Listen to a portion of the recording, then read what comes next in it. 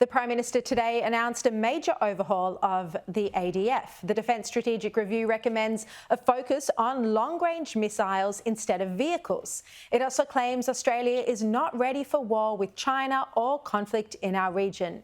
Joining me now is Defence Analyst and former Deputy Director at the Department of Defence, Peter Jennings. Peter, thank you for your time.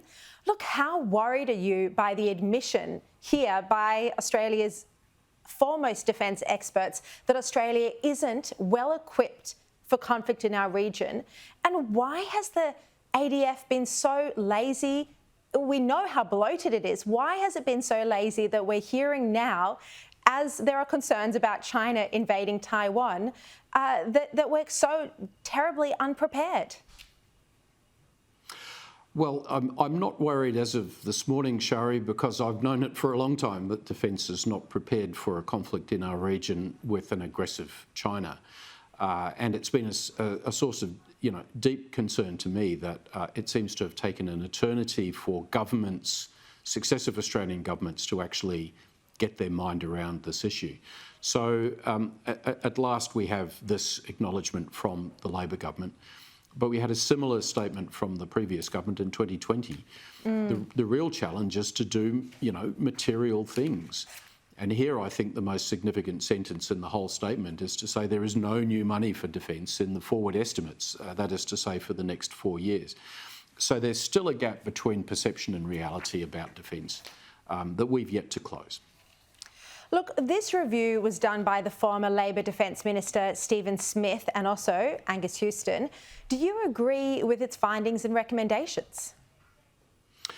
It's hard to know precisely what comes from them and what has been produced in collaboration with Defence to produce a public document. What I do know is that apparently a classified document was handed to the Prime Minister by Angus Houston. Stephen Smith was in London, that was twice as long as this one.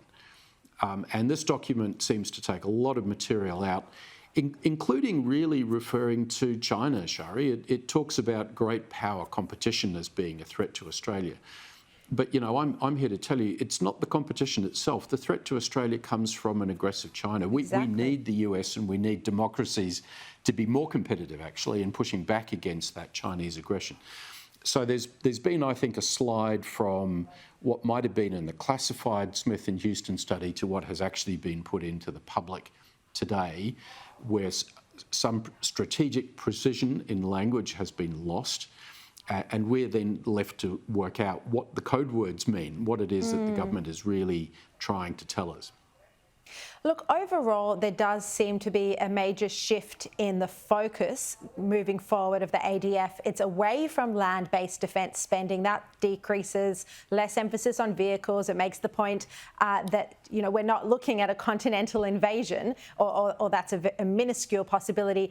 And the focus is now on the Navy, on submarines, and also on missiles, particularly long-range missiles. This is an appropriate shift, isn't it? And it reflects where we need to be concerned about.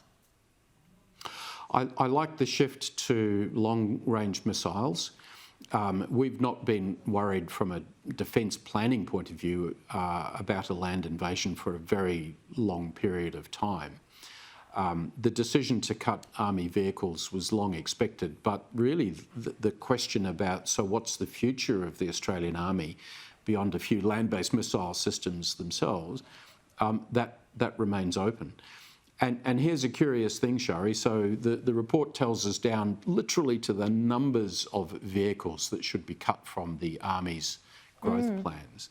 But when it comes to the surface fleet, Navy's big ships, the public review says, we should have a review about the future of Navy's surface fleet. Yes, another review. I thought that's what they were meant to do. Exactly. And so it's a bit of a mixed bag, to be honest, and it's going to take a little bit of picking through to find out what's really going on here. Show just in 10 seconds what I can say. We don't really have a strategy for how the Defence Force is going to fight. And again, I think this reflects an area of concern that the government doesn't want to say. It's most likely going to happen with friends and allies. It's most likely going to happen with the United States and Japan.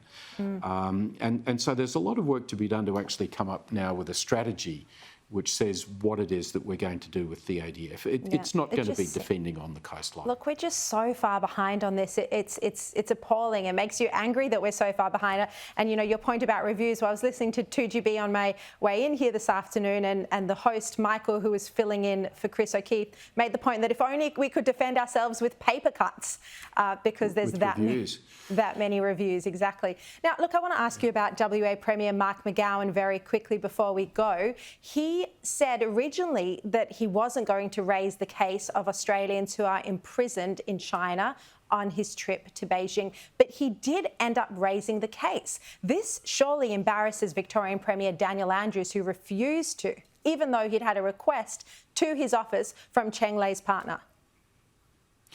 Well, maybe what Mr McGowan was attempting to do was pull back some ground from suggesting that the Australian Cabinet should meet in China, Shari. I mean, I just think this impression of seeing kowtowing premiers going to China is pathetic.